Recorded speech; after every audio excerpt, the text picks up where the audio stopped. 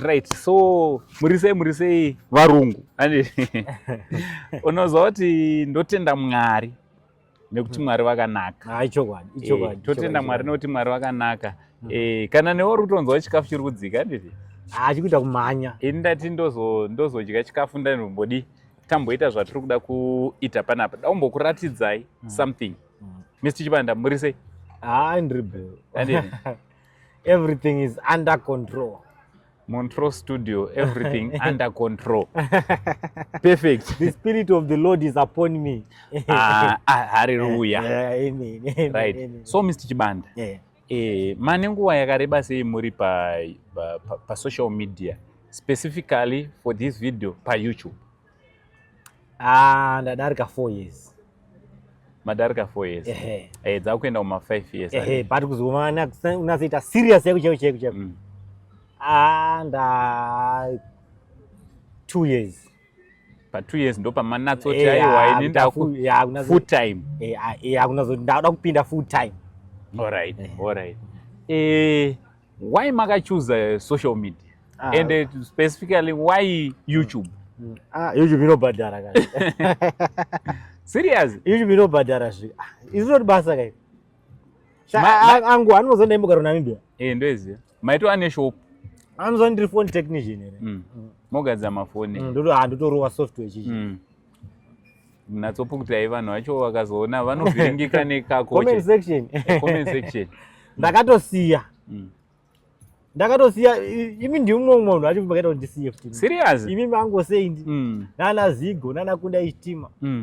Ndimwe vanhu vacho makatoninspire kuti nditosiya. Kuti mutato kuratidzai kuti aiyo chinhu chiri kufaya. Anditi mari yekuDubai here. Ndakadzoka. Angoora ndikati makuhwa toboti ango havapo toboti havapo.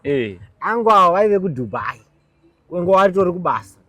Vakatosiya basa kuDubai. Vachidzoka muZimbabwe kuzogadzira content kuzira nezveYouTube. Saka pandakaona kuti angovasiya kumana kuDubai kwandinda nendege ndichichichi koinini zvanguwo paNamibia ndikazadzisei. Ndakabva ndangoti aiwa angova kumbozvigona sei. Ndobva ndangosiyawo kuNamibia pandadzoka kuZimbabwe. Saka ndakatokuinspire yei kuti mudzoke. Yes. All right. Ndipo vanhu vacho makandinspire. Zigo kutayo kuSouth Africa. Atoziva kuti Zigo yayo kuSouth Africa. Akaisa mabhutsu mudenga ubadzoka. Abatodzoka. Home is home, my brother. And there's no place like home. Pane chandiri kudiscover kuti ma-content creators mazhinji emuZimbabwe vari kudzoka munomu. Vamwe vari kutoya vacho vakadzimba dzavo vachigara mudzimba dzavo kunoko. Ma-content creators akawanda. If I'm not mistaken, Nyati family yakatodzoka. Serious? If I'm not mistaken. Nyati yadzoka here. Inenge yadzoka Nyati. Vachirusikiza. Nanataiti vari kuitawo vachisikiza. Ngavadzoke. Kana vasati vadzoka ngavadzoke. Nyika inovakwa nevayo. Ngavadzoke. Let me be honest. Baba hanzi mwana washe muranda kumwe. Baba chero wakagarika zvakaita sei ameno kuenda kuAmerica kuenda kuUK wherever kwawaenda haufe wakaona freedom yaunowana seyaunowana muno muZimbabwe munyika mako ndo chokwadi ichocho icho. Ndiri kunyeperi baba. Aiwa izvozvo ndizvo chaizvo. So nhasi ndoda kuti congratulations nekusvika over 100,000 subscribers all on YouTube. Also, I just want to say congratulations to you for marching towards 1 million. Over 800,000. Manje pamwedzi miri kana umwe chete mune matwa mu 1 million. Ichokwadi. Muri kunzwa sei nemanambers? Ndiri kunzofara. Kuratidza kuti zveshuwa vanhu vari kutsigira basa ratiri kuita. Vanhu vari kutsigira Chibanda Media ndiri kuziona because haisi nyore. Baba angozei kuti munhu azonzi asubscribe paYouTube. Haisi nyore. Vari baye button rerezve kumhanya zviti. Ndinomupesa unga anonzi JB ari kuNamibia. Madezi ndakataka zveYouTube. Because ini ndakangotanga in 2 months ndomwe ndatoone 2,000 followers. Saka imfesi aizvitangwa akadziya akangwara akaita sei. But chete zvakanakira kuti mufesi wako. Anonzi JB kuti baba Ali. Akutoziva ndiye ndiri kutaura. Zvikanzi Chibanda chibanda nguwa didikio iyi atoita nengiri 2000 pa 2 months inini here inini ndoda kuita sei ndoda kutorwa kana even 10000 panguwa diki baba akangosubscribe neiye nemupana wake nemukadzi wake akapedza mwedzi wanosvika kana 20 mukadzi wake akatozoita unsubscribe saka amana to be honest amana haisi nyore pa YouTube baraka pa Facebook yazvona wenyore but kuti YouTube ikura mana it's not a joke. YouTube inoda mutsimba sadza richapora kaini. All right. Saka guys panapa ndoda kuti congratulations tagamuchira this is silver button anditi silver button rinoereka it's an award anditi it's an award from YouTube. YouTube headquarters yedu iri kupiko iri ku US anditi sachinja ndakatobata ichi chakabva kupi chakabva ku USA, United States of America. Yes, so this is an award ku recognize Chibanda media. Menas Chibanda is being recognized today. So toda kuvhura anditi ndanzi na Chibanda iwa anguka ndoda kupa ona sisasekuru vevanhu yekuti muvhure chinhu ichi. Iyo zvakare ndo mumwe munhu pavanhu vakandinspire angosendi to be honest kwete ndanza kutsvaga genuinity or whatever angosendi is number 1. All right. Ndo number 1 kozoita vanhu vakaita sana Zigo hana jealous Zigo vanhu vakaita sana Kunda Chitima nana DJ Sparks ndo crew radio ndo vanhu vatoshanda nawo ndo vanhu vachisimbisa kuti aiwa Chibanda ramba wakaita sei ramba wakadzvanya. Yes. Saka ayo tinotenda kana nemo futi munototisimbisa zvakaita seFacebook ini makatondinspire boss pandakaona page renyu rekutanga rere pandakaona muchipusha muchipo rakazohekewo ndo pandakazotanga kuitawo zveFacebook after ndatoona imimi vhurai makambovhura chimwe kavhurai futi handisiri ndakavhura ka ndiani changu ini chakavhurwa nayo boy beats face wangu yo chakavhurwa nayo boy chichonetsa ka ichi ndaraka chinotongoda honors. Why your boy ndiye akandidzidzisa YouTube, ndiye nanhasi ndiye teacher wangu, ndiye anotorana page account yedu yeYouTube.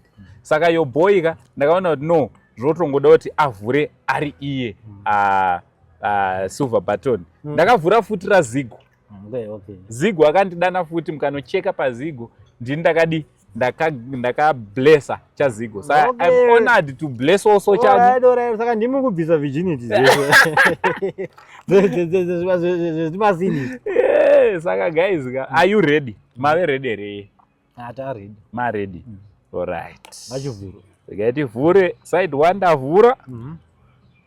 Side 2 tavhura. Yes. Ndokufonerai ka ndiveo few minutes ndimbori parecording ndokufonerai but ndiri mutown so ndiri parecording ndofunga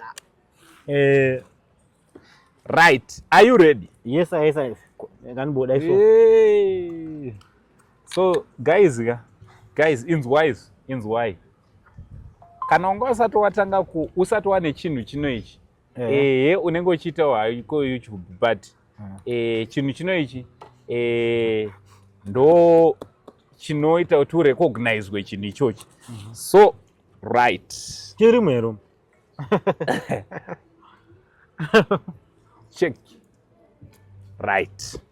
Are you ready? Yes sir. Mr. Chibanda. Right. Panapa pane tsamba chingoye chega ka.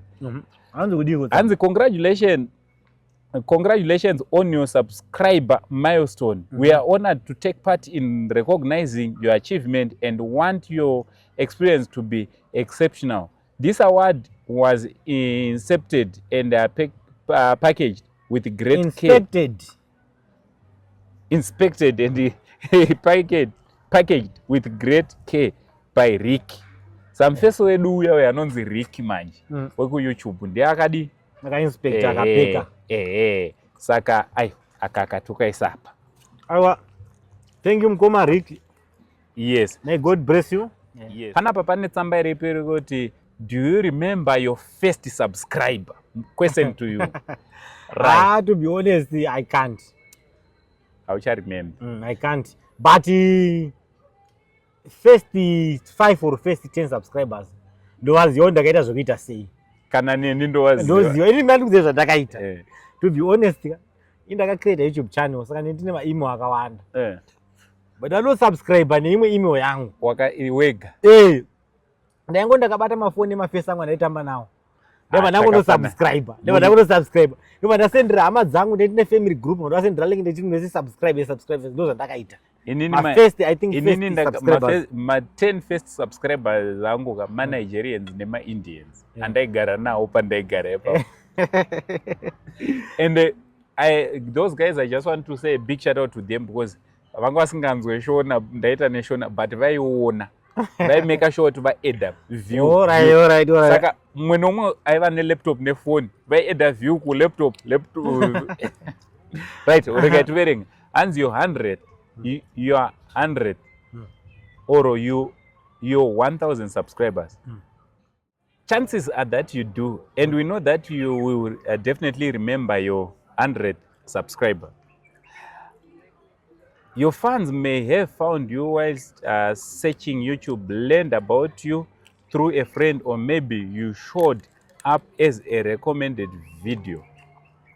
No matter how they came to your channel, your audience stayed and their numbers increased because of you and the community that you have built.